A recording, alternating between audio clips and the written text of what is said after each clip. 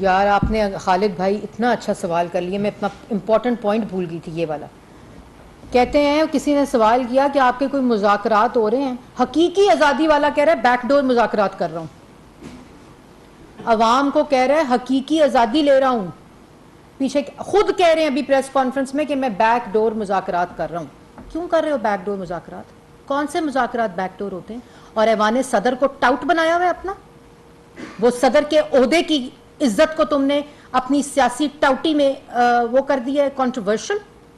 पैर पकड़ते हो, किसके साथ मुज़ाकरात कर रहे हो?